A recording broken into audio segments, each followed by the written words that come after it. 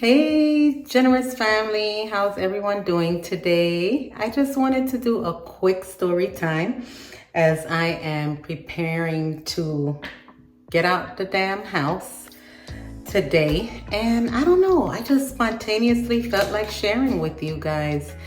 I wanted to do a quick story time. For those of you that watched my previous video, you saw where I revealed the type of work that I do. So yes, I am a licensed funeral director, or a funeral directress as some people refer to me as, and I am a licensed embalmer. I have been licensed for over 20 years and I have been in the industry for about 26 years now. So yes, a very, very long time. What I quickly wanted to talk about and share with everyone was 3 reasons why I enjoy being a funeral director and 3 reasons why this can be a very taxing and challenging job. Okay, so let's get right into it. Let's get started. So reason number 1, I would say, would be job stability. Definitely. People are dying and there is a constant need for a funeral home, because when someone does pass away, you do have to elicit the services of a funeral home, whether it's a funeral home or whether it's a direct disposer, meaning that it's an establishment that handles direct cremations only, simple or direct cremation. So there definitely is job stability when it comes to being a licensed funeral director. So I would say number 2 would be the ability to honor a person's life in a meaningful way. Definitely helping families. I just enjoy helping families because you're helping them during one of the most difficult times of their lives, when they're dealing with the grief of a lost one, and they're dealing with the pain of losing someone that meant a lot to them, and you're assisting them through the grief process. Like I said, we become counselors. One of the courses that I majored in, that I do have majored in, is bereavement psychology. So you're dealing with families that are bereaved, families that are grief-stricken, and one of the things that I love is to actually help people through their time of grief. As someone myself that has suffered immense loss in my lifetime, as I've lost a few loved ones, I am able to relate to a lot of what people are feeling and a lot of what people are going through. And people have commended me and complimented me many times because I have been able to help them. I actually have a recent family, and she told me, she says, "Can I call you so that sometimes we can talk and we can share?" And I said, absolutely. So I talk with families all the time. So I actually incorporated number 2 into 1. So the 3rd reason actually is the way that we're able to honor a person's life. We're actually able to customize a person's or your loved one's funeral ceremony in a way that would be honorable and fitting to them. So quick story time.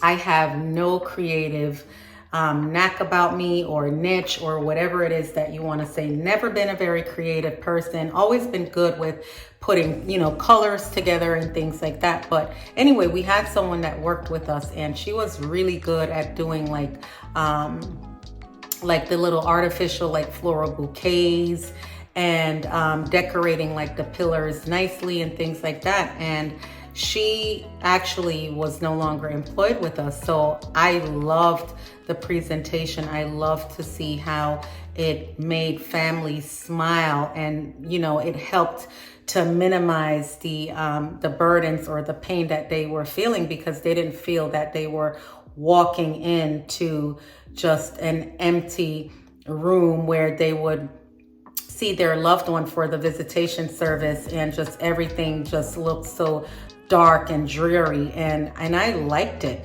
So I ended up, guys, like following in her footsteps, and I ended up like putting the little pillars together, and buying the flowers and just customizing the ceremony according to the way that someone's loved one lived. And I tell you, I enjoy doing it. Like, I have friends that laugh at me because they're like, you went from like not liking this stuff to like really, really falling in love with it. And I really, really do like it. So you can commemorate and memorialize a person's life by decor, by maybe the decedent's favorite color. You can use balloons and little things that would remind the family of their loved one. I always encourage families to bring things in that are sentimental to them, or that would remind them of their loved one,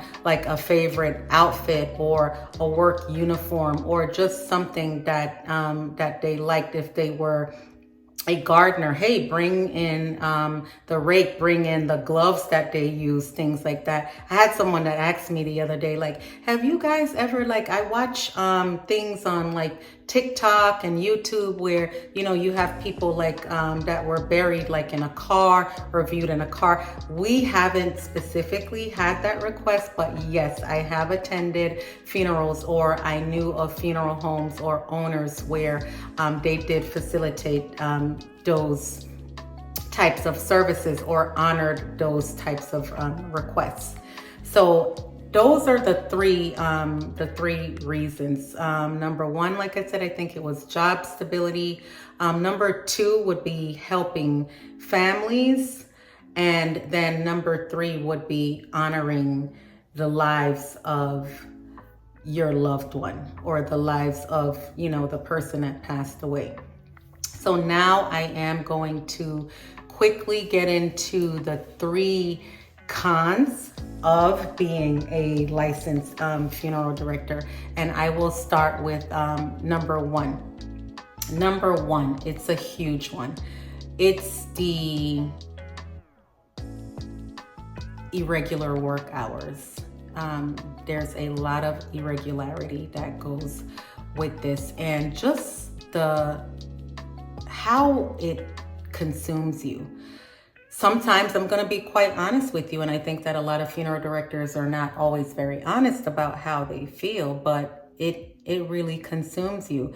And I tell my husband that, I'm married to this thing. I'm married to him too, and he's definitely a part of the business, but it's like you're married to it. It's your life. It precedes everything.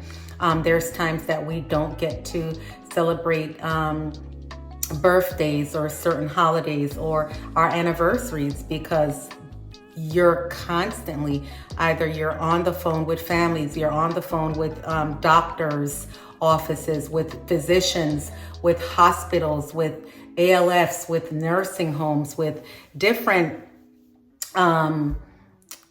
people, whether you're trying to obtain death certificates or get a cause of death, taking first calls or death calls at 2, 3, 4 in the morning, of course, when you're sleeping. How about traveling and having to constantly have your phone glued to you, whether it's domestic traveling, whether you're traveling internationally, doesn't matter. If you're going out, if you want to go to a social event, a party, a restaurant, I mean, you're constantly, and I think anyone that is a funeral director or is a funeral service professional can definitely relate to what I'm talking about. So you're definitely committed to what you're doing, and it can truly, truly, truly consume you.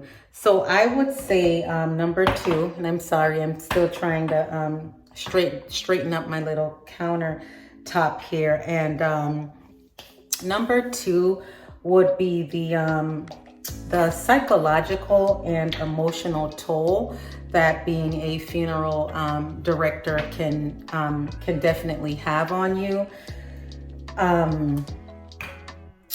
constant exposure to doing this, it definitely has it takes an emotional toll on a person's physical well-being, your psychological well-being, your emotional well-being, your social well-being, just everything, because you're constantly exposed. People are pouring into you constantly, taking a death call or talking with a family member that lost their loved one, and they're emotional and they're crying, and you're having to comfort them. And I honestly, guys, I didn't realize like how important this was until I went to counseling one time, and my counselor said, he says, what do you do for fun? And I said, honestly, I really don't do a whole lot. I work, of course, and I go home, and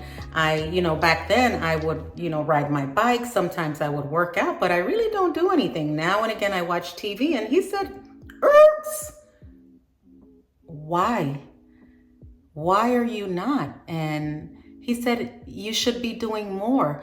You should have more of a social life. He said, with the type of work that you're doing, you have to have a social life. You have to engage more. You have to do things that are fun. You have to do things that are exciting, things that are going to make you happy, things that are going to restore you, because you're taking in so much. And I really didn't realize that. So I started doing more things, things with my friends, going out to eat, catching a lunch or a dinner. And then, of course, trying to balance out being a wife first, and a mom, and an entrepreneur, business owner, trying to balance all of those things while still trying to do my job, and then having my own life and my own personal issues too.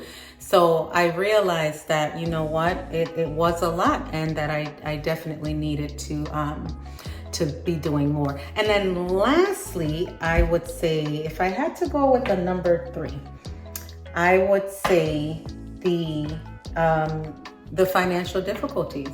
Yeah, I said it. Of course, people say, oh my gosh, you're a funeral director, or you own a funeral home. Oh my gosh, you guys make so much money, blah, blah, blah. That's true. Is it a very lucrative industry or lucrative business for a lot of people? It is. And it has afforded my family and I to live a very decent, modest lifestyle. Yes, it has. But that also comes with ups and downs. That's not always the case. Sometimes it's tough. Sometimes it's hard. And these are the things that people are not talking about, how hard things can be. And what about when the caseload decreases and you're not doing as much business? What about all of the overheads of the business when you have payroll and maintenance and having to purchase supplies and the upkeep of the vehicles and oil changes and things that the business needs, and makeovers and furniture and just everything, even the custodial aspect of it, hiring someone to maintain the cleanliness of the facility, because you can't do it all the time like you used to. So just all of the overheads of the business when things get slow. People don't realize as well that this is a very it's a seasonal industry. Yes, people are dying, but people do have their times when the death rate is higher than others. Usually that occurs in the winter months. So those are some of the issues and the difficulties when it comes to being a funeral director. It was really nice sharing with you guys, and I love the transparency because I want to be definitely very open and honest with our generous family. So I hope you enjoyed this short story time video, and until then, see you next time.